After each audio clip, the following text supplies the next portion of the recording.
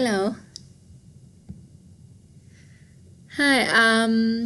I'm not entirely sure if this is working, but in case it is, I guess let's start tiếng Việt ơi first. YouTube live streaming. So I'm gonna be live for about 15 to 30 minutes. And what I'm gonna do is I'm gonna answer all questions that you have that related to Vietnamese.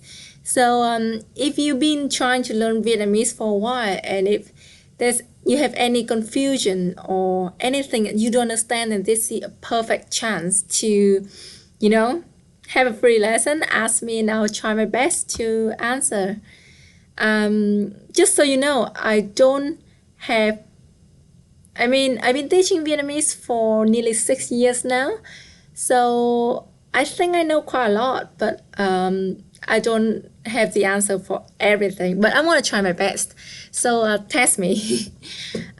So if you watch my last video about informing about this live stream section, I asked people to send me your questions if they have any, and I have a few questions here already, so I guess I'm just gonna start answering those before I receive any live questions. And I don't know if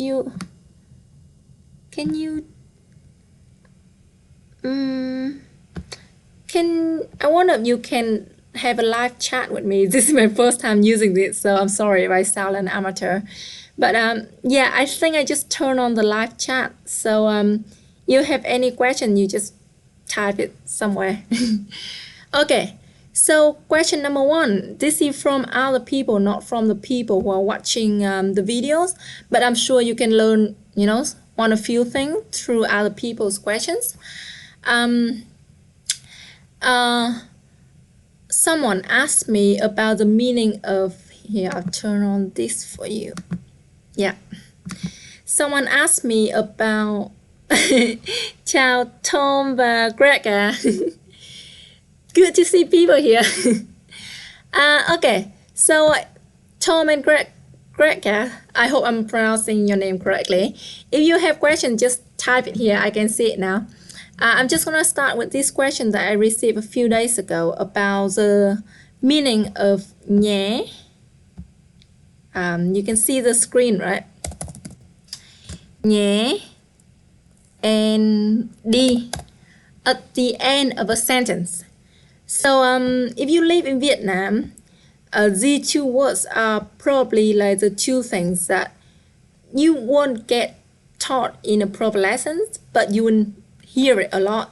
Why is it? Because nhé and đi is something that we put at the end of the sentence to make it more natural, but it's not like a big grammar point in order to make it a full lesson. So that's why it's not very important in your course or anything, but you will hear it a lot. For the first one, nhé, how to say it? So if you know how to make sentences in Vietnamese, you can put nhé at the end of a sentence, and the function of nhé in a Vietnamese sentence equals to similar to the function of okay at the end of a sentence in English. So you will say nhé when you want to. You can say nhé if you want to ask someone if it's okay to do something, or if you want to suggest something. So let me give you some example.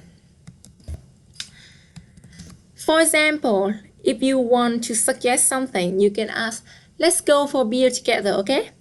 So, đi uống bia nhé. So, that's how you do it. Just make it like, without nhé here. Đi uống bia is a perfect sentence, grammatically correct. But if you just say đi uống bia, it sounds a bit dry, and it's not very natural. Like if you say it that way, people know that you're not native, you're learning Vietnamese. But if you add nhé at the end, then all of a sudden it makes the whole thing a lot more natural, and you will sound so much more like local, you know. So another example would be, for example, if you go to a cafe or restaurant with your friend, and your friend orders something that look really nice.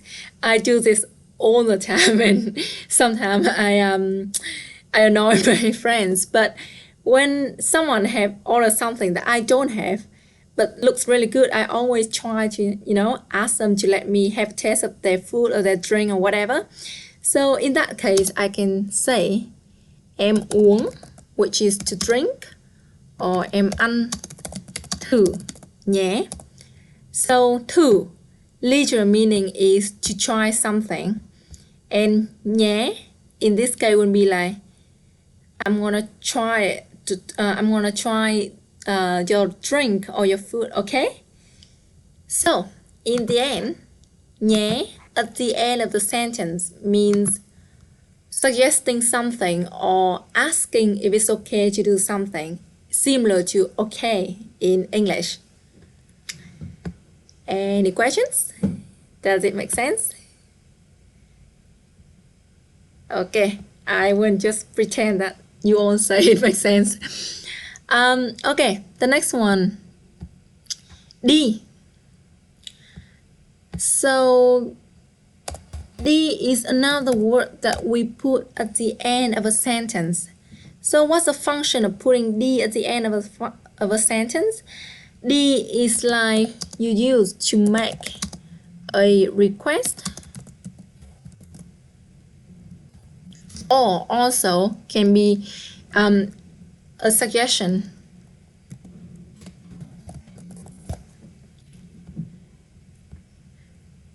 So you remember the example in the previous thing when I say đi uống bia nhé. Let's go for beer, okay? So it's like you're asking people, like, let's go for beer, okay? Like you're asking, you're waiting for everyone to confirm, to agree on it. Đi is a little bit more of a statement than a question. So if you say đi uống bia đi, yeah, I think the exclamation mark at the end kind of like explain my point here. Đi uống bia đi, let's go for beer. You're not really asking everyone, you're making a suggestion, and you are hoping or making people agree with you. So another one is, remember in the previous sentence I make an example about em uống thử nhé. Can I try this? Can I try your drink? To answer to that, you can say uống đi. Uống đi means, yeah, go and drink it. Drink it, like you're giving approval or a suggestion, like, yeah, go ahead. So đi is like put at the end to make it yeah, a request, suggestion. I'm lost for word. Actually quite a bit nervous right now talking to myself. Okay. Oh, there are so many more. There are so many more comments. Hi everyone, thank you for being here. This is exciting. Okay, so that's about nhé and đi putting at the end of a sentence. Let's see next question that I received. The next question is, another viewers ask, he always thinks cho. Okay, if you seem like you all understand it based on your comments, so I'm gonna erase this. I hope if you need, you have noted it down, because I'm gonna erase it now. Okay, the next one, cho. Oh, what happened to my side? Okay. You probably know cho. Cho is a pretty simple word. Cho means to give. A lot of people know this, but then when you see in other situations, like, The best Bailey, I'm so sorry about that. That's my dog being super suspicious at some random noise outside. 1 second. Bailey. Shh.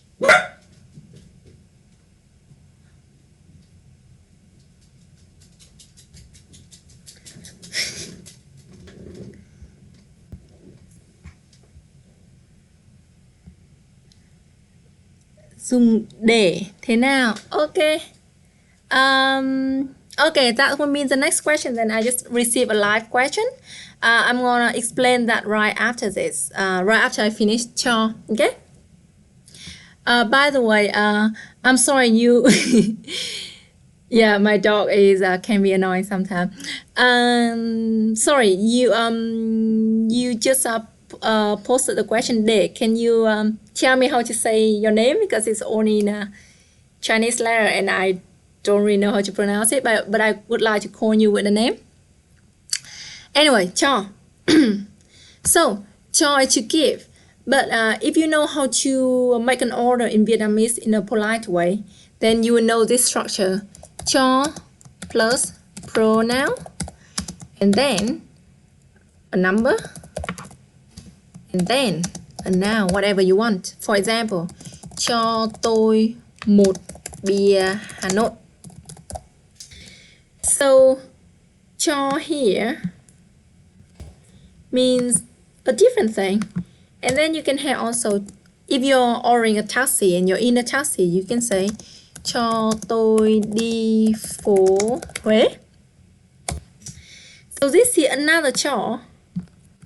And then you also have, let's say, tôi mua hoa cho mẹ tôi. I buy flowers for my mom. So that's another cho. So if you've been learning Vietnamese for a while, I'm sure that you know this.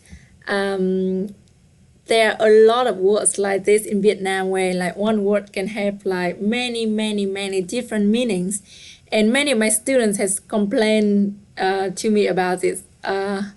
So, well, I mean, there's nothing I can do about that, and except for like try to explain it to you guys. So let's focus on the first two cho. If you translate cho as just to give, then you can think like, oh my god, Vietnamese people order in such a rude way. Instead of saying, can I please have a beer Hanoi, you just say, give me a beer. Well, it's not actually like that. Cho tôi một bia Hà Nội is actually a very polite way to make an order, because cho here doesn't mean give anymore, but it kind of function if you have cho plus a pronoun. It's kind of function as, can I do something? For example, you can say, cho tôi một bia Hà Nội. Can I have a Hà Nội beer? Cho tôi đi phố Huế. Can I go to phố Huế? If you are lost on the street and you want to ask someone for direction, you can start by cho tôi hỏi. Hỏi is to ask. For let's say phố Huế. Ở đâu? So this means, can I ask where's phố Huế? So you see, cho here doesn't mean give anymore. It's kind of mean a polite way. Can I have, can I go to, can I ask, something like that, okay? So that's the first one. The second one, tôi mua hoa cho mẹ của tôi. Then this is a second meaning of cho, which means for. I buy flowers for my mom. Okay, so that's the second meaning of cho. And then the cho to give, that's the main meaning that you see like quite a lot. So some example about this meaning is, let's say cho mẹ tôi cho tôi 50.000. My mom gave me 50,000 dong.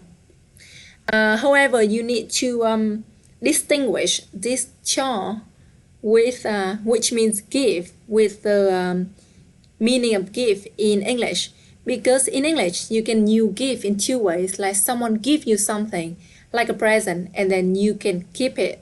And another meaning of give that you use in English is when you just give someone something like, oh, can you give me the jacket, or can you give me the paper on the table. So that gift doesn't mean that here you can have it, it's yours. It just means that like you're passing an object to another person. So that is different. In Vietnamese, cho means to give when you give someone something and that person can have it, can keep it. And the other gift, like when you're passing an object to someone, that one will be đưa. Okay? Like đưa tôi cái áo. Give me the jacket. Đưa tôi lọ muối. Give me some salt. Okay?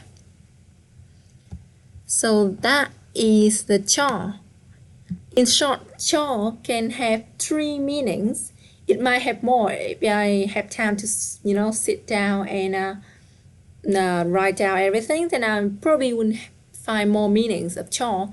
But I don't want to do that now because I'm going to be quiet for too long. So maybe I'll get back to this. So just to summarize the whole thing, cho has three meanings. If you put cho before pronoun, it can means a polite way to ask for something. Can I have, can I go to, can I ask, can I do this, can I do that. The second way is to give, an action of give someone something and that person can keep it. And the third meaning is it works as a preposition for in the sentence. For example, tôi mua hoa cho mẹ của tôi. Okay, so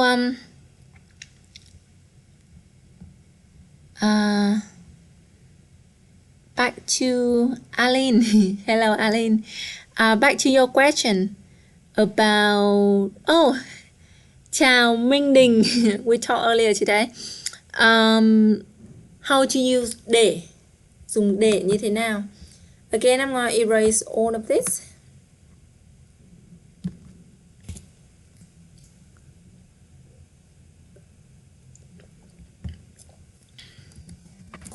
So, I just taught you the word cho that has a lot of meanings.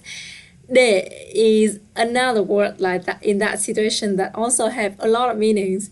I know this is complicated, this is annoying, but the reason is you might notice that like we don't have every single word in Vietnamese has only one sound, right? So we don't have table, which have two sounds. Happiness, so three sounds.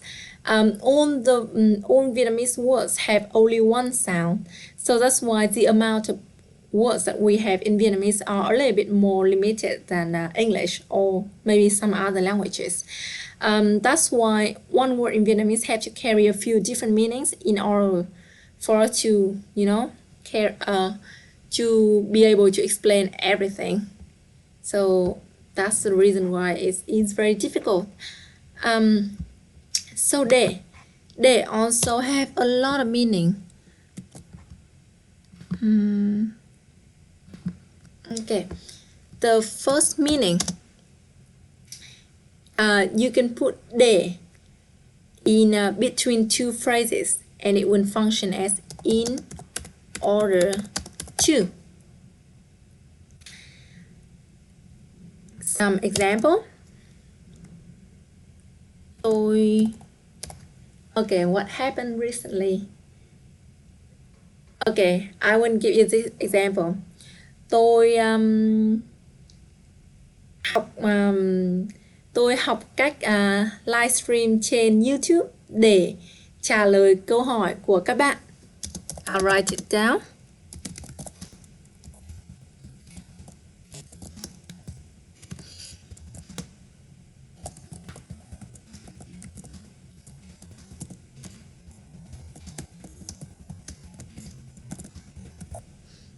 Okay.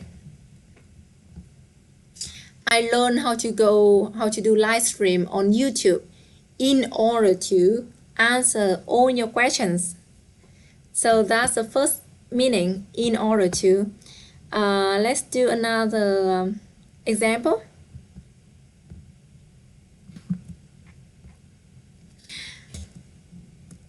Ooh.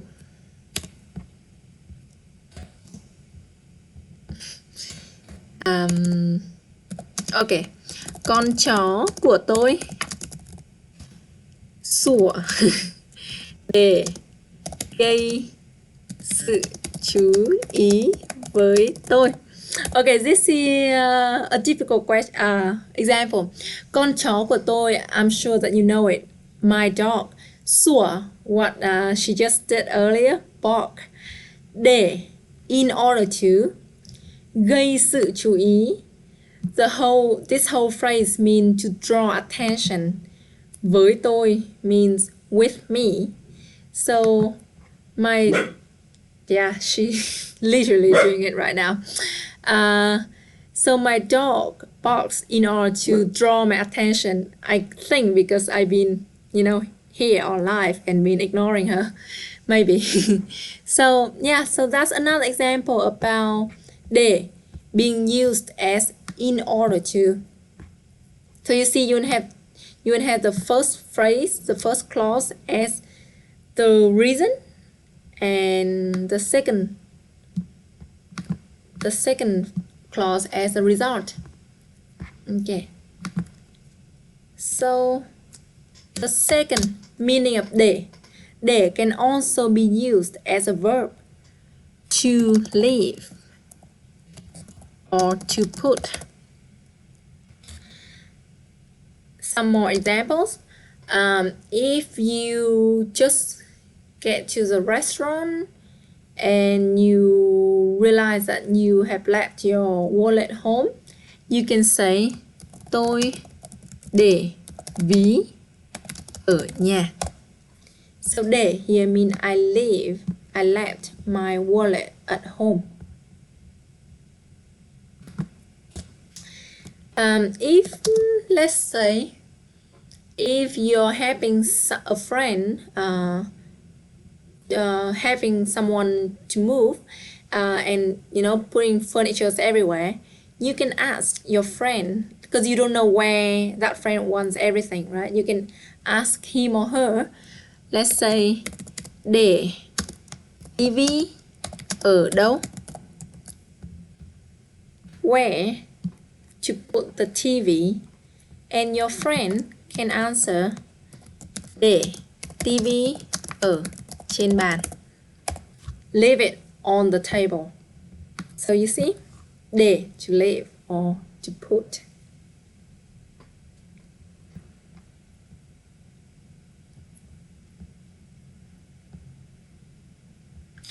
Okay. I think I just got some. I just got some new questions. Okay, tôi mua xe đạp để tập. Yes, Tom, that's very good.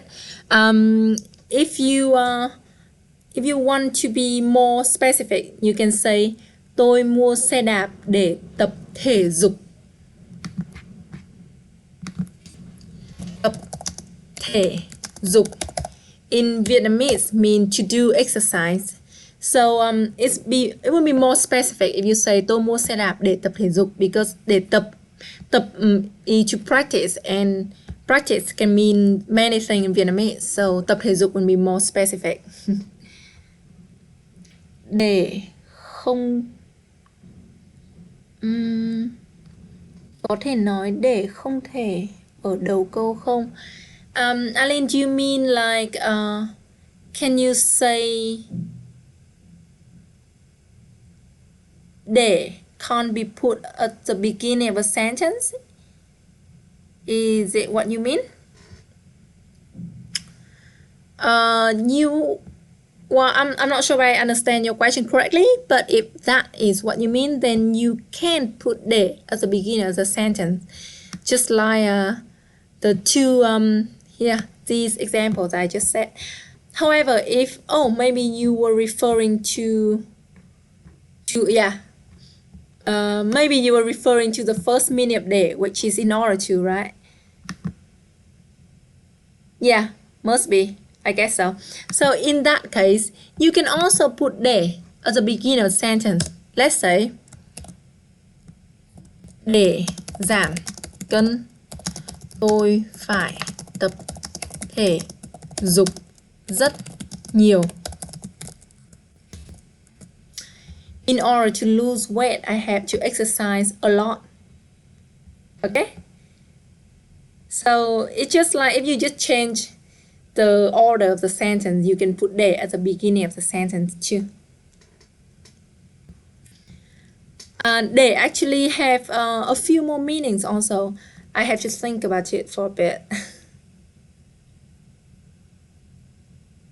Yeah, I'm just trying to think very quickly now, so I'm gonna get back to that in a bit.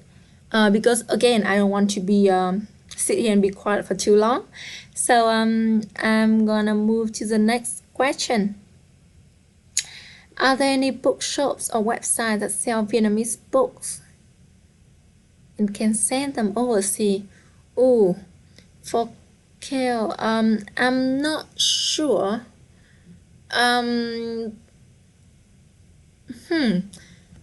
We like in the West, you have a lot of websites like Amazon or something, and you can order basically anything there. I don't think we have anything like that at the moment in Vietnam. I know a few websites and apps that like you can order online and they will deliver it to your house. But as far as I know, it's only in Vietnam. It's not like they don't deliver overseas. So what you can do is, I think you can, if you know someone who live here, you can ask that person to buy the books or whatever you want to buy in Vietnam, and then dealer do like pay for like shipping or delivering service to deliver to overseas. So that's the only advice I can give at the moment. But maybe if I talk to other people and can think of other like bookshop or website online like that, I'll let you know. Your second question, is there much difference between spoken Vietnamese and written Vietnamese? For example, the Vietnamese that you need to understand to read an academic article. I would say there are definitely differences. The first differences is in the way the spelling. For example, here. I have to go back to... Yeah. Okay, so the first example, do you know how to use third person in Vietnamese? If you know how to use third person, you know that it is the pronoun and then you put ấy at the end. For example, anh ấy or chị ấy, right? So this is how you write. But actually in spoken Vietnamese, we don't really say ấy, but we will say ý. So instead of anh ấy, we will say anh ý. And instead of chị ấy, we will say chị ý. So I don't know why like things like this. There are not many like reasons. Like it's just the way we speak, you know. And I guess anh ý, chị ý is a little bit easier to pronounce than anh ấy, chị ấy. Yeah, it definitely feels harder on the throat, so it's just to make it easier. Also, remember just a few minutes ago, I was explaining to you how to use nhé in a sentence, and do you remember the meaning of it? So nhé is similar to okay in English, right? And yes, I just taught you that. And we use nhé a lot in writing. However, when we speak, we don't really say nhé. But I'm not sure if people in the south or in the center pronounce it the same, but in the north we definitely don't say nhé, we would say nhớ. So back to the few examples earlier. Em uống thử nhé. Can I try your drink? If you speak it fast, you will say em uống thử nhé. And yeah, so again, that sounds so much more natural than nhé. Another difference between spoken and written Vietnamese is that sometimes it depends on the how formal it is, like the written text is. Chào anh James. Depends on how formal it is, but I think it's the same in any language. There's always a difference between written, formal written and spoken language. So if you're chatting with your friend, let's say on Facebook, then I would say there's no difference at all. But if you're typing like a document on email, then there are a few words that we use a lot when we speak, but we won't use when we write something at all. So yeah, so that's if I understand your question correctly, so that's my answer. Jury, yes, I am situated in Hanoi. Okay, the difference of xem, nhìn and gặp. Xem, nhìn and gặp. You didn't ask this, but I'm just gonna put it in also. Thấy, nhìn and gặp. So you know, in English you have differences between to see, to look, to watch, and to meet, right? So those are 4 different words, and it's the same in Vietnamese. Xem means to watch, thấy means to see, nhìn means to look, and gặp means to meet. So this is easy. Xem is watch, thấy is see, nhìn is look, and gặp is to meet. However, there is some confusing thing that can confuse you.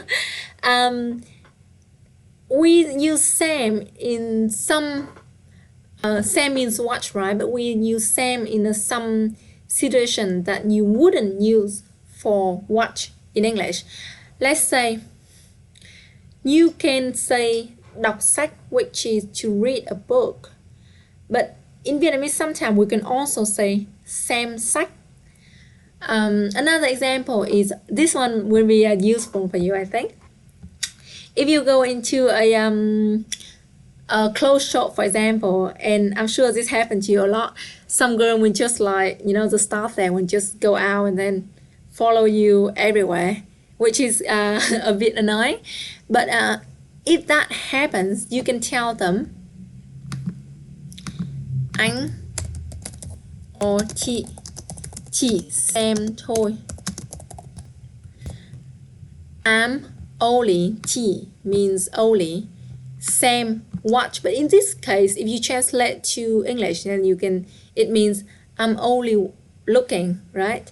So I guess the difference is xem in English, the main translation would be to watch, but it's a more detailed translation would be when you look at something for a long time. So you look at a book for a long time, you can also say xem sách.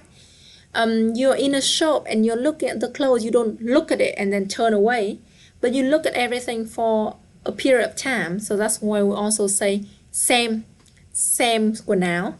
And then obviously it is used for xem phim, watch a movie, xem TV, watch TV. Thấy is when you see something that like not on purpose. So nhìn is when you look at something on purpose. Like right now, I'm looking at the camera, and so I'm doing this action on purpose. So in that case, you would say nhìn. But if suddenly I don't know, a mosquito like fly past me, then it's not on purpose, right? So in that case, I would say thấy, which is I see it. I am not looking at it, but it fly past me, so I see it. So that's the difference between thấy and nhìn. However, in English, you use this a lot, and a lot of my students make this mistake. You say, oh, I'm going back to England to see my family. In that case, we don't say thấy, because thấy, like, unless you're walking on the street and your family jump out nowhere, like right in front of you, then you can say tôi thấy gia đình của tôi. But if you say I'm going back to England to see my family, it means you're meeting them, right? So in Vietnamese, we will say tôi về Anh để gặp gia đình. Remember để, in order to, right? So I'm going back to England in order to gặp gia đình, to meet my family. I know the difference is to meet someone is, I might be wrong, but from my understanding, to meet someone in English is to meet for the first time, right? But gặp is different. You can, if you meet someone, you can just say gặp. Yeah, so you gặp gia đình. Yeah, so that's the difference between xem, nhìn, thấy, and gặp. Okay. Nhìn thấy. Yeah, yes. James, I don't know if you live, James, just say congratulations that Vietnam football team won yesterday. We are not champion yet. We just won the match to go to the final. But yeah, I don't. I'm not that interested in football. But I have to say that last night was crazy in Hanoi. Like people went absolutely mental because they were too excited. But yeah, not. Not gonna. I can talk about. I can describe you what was happening on the street for hours. But yeah, I'm not gonna do that. Let's see the next question. Vậy. Okay, Theo. This is one thing that make me really nervous to go live because as you said, like I'm sure it's the same in any language. There are so many things that you use every day and probably in every single sentence. But if you're asked to explain it, it's just really, really hard because you use it too much and too often and too natural that you can't find a way to explain it. So vậy is the same because this is a simple but at the same time very complicated word, and I don't want to just like say explain it as like I think about it, because it's not gonna be correct and it's not gonna be like complete. So I'm gonna note it down, and I promise I will explain this to you in my next live stream, because yeah, again, I don't want to just like give you a random explanation and not very full and not very correct. Is that okay? Okay. The difference between đói quá and đói lắm from Aaron. This is the type of question that I like because they're absolutely no different at all. They both mean the same thing. Đói. Oh, why do you keep going back to the small size? Đói quá and đói lắm both mean so hungry, or I'm very hungry. So there's no difference, and they are almost interchangeable. There's, I would say there's slight difference in how to say, in the your expression or your attitude when you say this. Đói quá means, give me 1 second to think about it.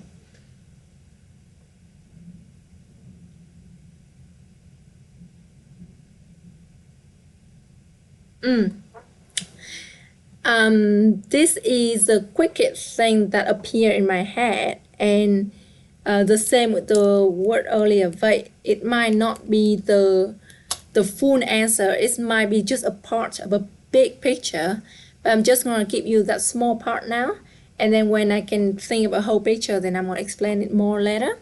But đói quá would be more like when you just, say it, expressing your own feelings. So I'm sitting here with you guys during the live stream right now, and I feel hungry, and I can say to myself, oh, đói quá, so hungry.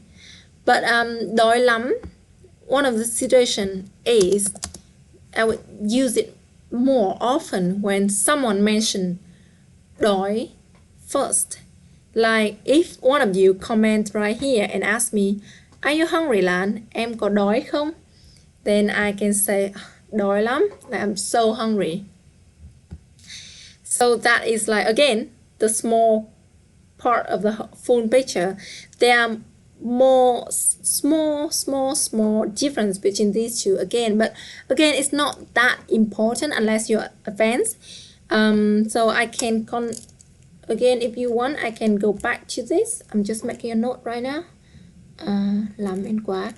I can go back to this in my next live stream. Okay. James, nhìn thấy. Nhìn thấy means also mean to see. Yeah, same with thấy.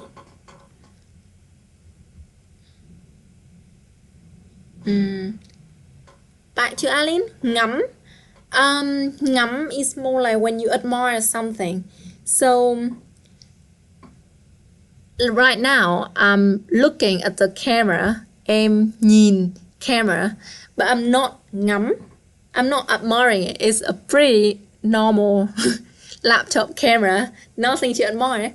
But if I have, let me see if I have anything beautiful around me. I can't find anything. Let's say my watch. Let's say I have a very, very beautiful watch right now. Yeah.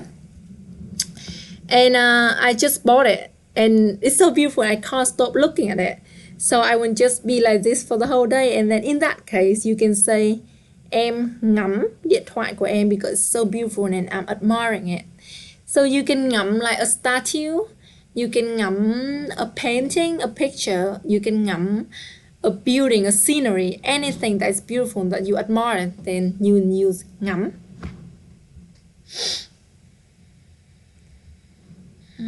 Okay. Thấy và cảm thấy. Thấy mean to feel, cảm thấy also mean to feel. Thấy is slightly more common and more natural than cảm thấy. Cảm thấy is longer, that's why it's a tiny bit more formal. That's all.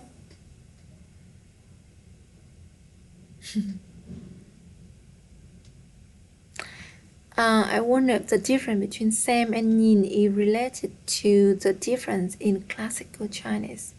Xem to see and nhìn or thấy to watch. Interesting observation. I'm not entirely sure. I don't really know any Chinese, but it might be. Like, I wouldn't be surprised if it's related to the classical Chinese, because like actually our language is influenced a lot by Chinese, and even now you can see that there are still a lot of we call it từ Hán Việt. Từ Hán Việt, which means the words that we borrowed from Chinese, like it's everywhere in our language nowadays. So yeah, it would make a lot of sense if it actually was influenced by the Chinese. And next question, what's the best to learn Southern tiếng Việt?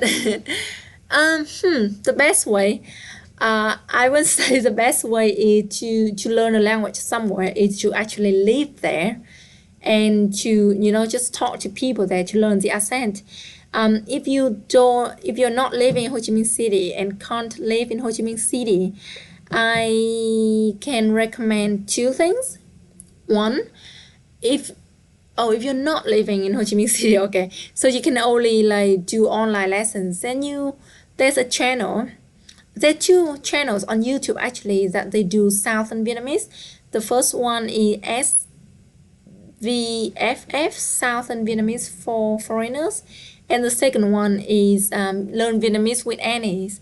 So those two channels are both like very big, and they have a lot of videos, and all of them in Southern Vietnamese. So I'm sure you can learn a lot from them. In the north, I think Tiếng Việt ơi is one of very few channel in the north at the moment, so it's more limited for you. But in the south, you have a lot of material and sources. Tôi tự ngắm bằng gương. Yes. Okay. So if you want to make that sentence more natural, you can say tôi tự ngắm mình trong gương. Yes. So ngắm mình, you should add mình after the verb ngắm, because I'm admiring myself. Mình means oneself. So I'm admiring myself. And you should say trong gương instead of bằng gương, because because trong means in. Yeah. So now tôi tự ngắm mình trong gương. Perfect. Okay. Oh wow. I guess this will be the end of my live stream today. I intended to be 15 minutes. I don't know what I was thinking to set the time for 15 minutes, but 15 or 30 minutes. And this has been fun. Like it's gone a lot faster than I expected.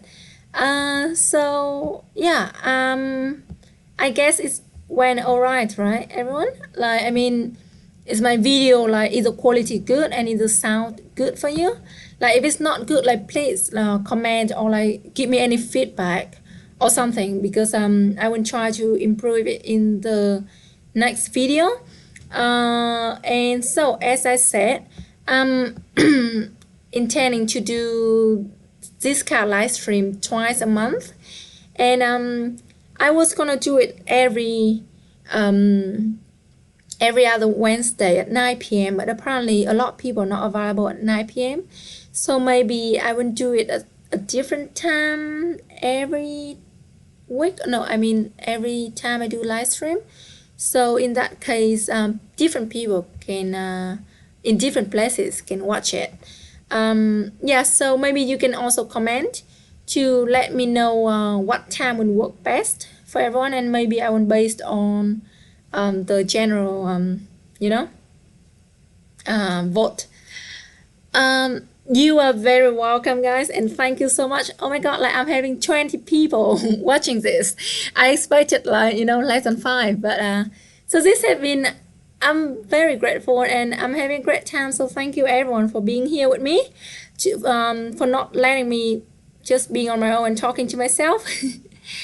And Tom, this is free, so you don't have to pay anything. You just have to support our channel like you've been for a long time. So thank you.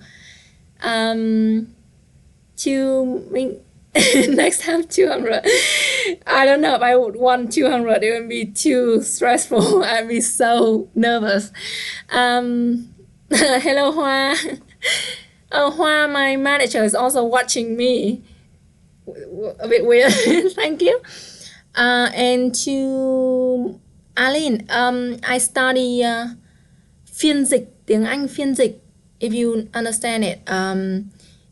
English as an interpreter or translator. And to be honest, when I signed up for that department, I knew already that I don't want to be an interpreter or a translator, but I chose it still because I really like English. And the only other English department that I could sign up for is business English, and I really don't like business at all. So, but I'm happy that I started because even though it was I didn't study Vietnamese as a language, but through studying English, translating and interpreting, I learned a lot about my own language, you know.